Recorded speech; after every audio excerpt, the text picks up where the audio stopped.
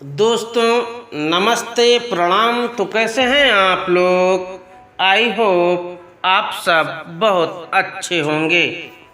दोस्तों चलिए हम आपको एक और कहानी सुनाते हैं। कहानी का शीर्षक है ईश्वर तू ही अन्नदाता है। ईश्वर तू ही अन्नदाता है। किसी राज्य में एक प्रतापी राज्य हुआ करता था। वो राजा रोज सुबह उठकर पूजा पाठ करता और गरीबों को दान देता।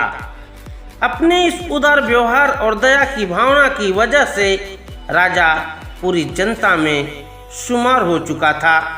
रोज सुबह दरबार खुलते ही राजा के यहाँ गरीब और भिखारियों की लंबी लाइन लग जाती थी। राजा हर इंसान को संतुष्ट करके भेजते थे। किशन और गोपाल नाम के दो गरीब भिखारी रोज राजा के यहाँ दान लेने आते। किशन और गोपाल राजा जब किशन को दान देता तो किशन राजा की बहुत वाहवाही करता और राजा को दुआएं देता। वहीं जब राजा गोपाल को दान देता तो वह हर बार एक ही बात बोलता, हे ईश्वर तू बड़ा दयालु है, तूने मुझे इतना सब कुछ दिया। राजा को उसकी बात थोड़ी बुरी लगती। राजा सोचता कि दान मैं देता हूँ और ये गुणगान उस ईश्वर का करता है। एक दिन राजकुमारी का जन्मदिन था। उस दिन राजा ने दिल खोलकर दान दिया। जब किशन और गोपाल का नंबर आया तो राजा ने पहले किशन को दान दिया और किशन राजा के गुणगान करने लगा। लेकिन राजा ने जैसे ही गोपाल को दान दिया वो हाथ ऊपर उठा के बोला, हे ईश्वर तू ही अन्नदाता है। आज तूने मुझे इतना दिया, इसके लिए हे प्रभु तुझे बहुत बहुत धन्यवाद देता हूँ। राजा को यह सुनकर बड़ा गुस्सा आया। उसने कहा कि गोपाल मैं रोज तुम्हें दान देता हूँ, फिर तुम मेरे बजाय ईश्वर का गुणानुवाद क्यों करते हो? गोपाल बोला, राजन देने वाला तो ऊपर बैठा है, वही सबका अन्नदाता है, आपका भी और मेरा भी। यह कहकर गोपाल वहां से चला गया। अब राजा ने गोपाल को सबक सिखाने की सोची।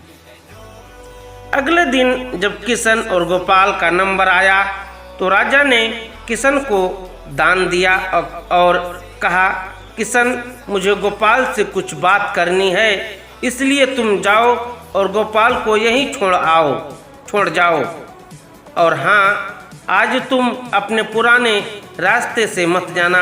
आज तुमको राजमहल के किनारे से जाना है, जहाँ से सिर्फ मैं गुजरता हूँ। किशन खुशी खुशी दान लेकर चला गया। राजमहल के किनारे का रास्ता बड़ा ही शानदार और खुशबू भरा था। संयोग से राजा ने उस रास्ते में एक चांदी के सिक्कों से भरा घड़ा रखवा दिया था। लेकिन किशन आज अपनी मस्ती में मस्त था। वो सोच रहा था कि राजा की मुझ पर बड़ी कृपा हुई है जो मुझको अपने राजमहल के रास्ते से गुजारा। यहाँ से तो मैं अगर आंख बंद करके भी चलूँ तो कोई भी परेशानी नहीं होगी। यही सोचकर किशन आंखें बंद करके रास्ते से गुजर गया। लेकिन उसकी नज़र चांदी के सिक्कों से भरे घड़े पर नहीं पड़ी। थोड़ी देर बाद राजा ने गोपाल से कहा कि अब तुम जाओ, क्योंकि किशन अब जा चुका होगा, लेकिन तुमको भी उसी रास्ते से जाना है जिससे किशन गया है। गोपाल धीमे धीमे कदमों से ईश्वर का धन्यवाद करते हुए आगे बढ़ चला। अभी थोड़ी ही दूर गया होगा कि उसकी नज़र चांदी के सिक्कों से भरे घड़े पर पड़ी। गोपाल घड़ा पाकर बड़ा खुश हुआ। उसने कहा, ईश्वर तेरी मुझ पर बड़ी अनुकंपा है, तूने मुझे इतना धन दिया। और वो घड़ा लेकर घर चला गया। अगले दिन फिर से जब गोपाल और किशन का नंबर आया तो राजा को लगा कि किशन घड़ा ले जा चुका होगा। इसलिए उसने किशन से पूछा, क्यों किशन, कल का रास्ता कैसा रहा? राह में कुछ मिला या नहीं? किशन ने कहा, महाराज रास्ता इतना सुंदर था कि मैं तो आंखें बंद करके घर चला गया, लेकिन कुछ मिला तो नहीं।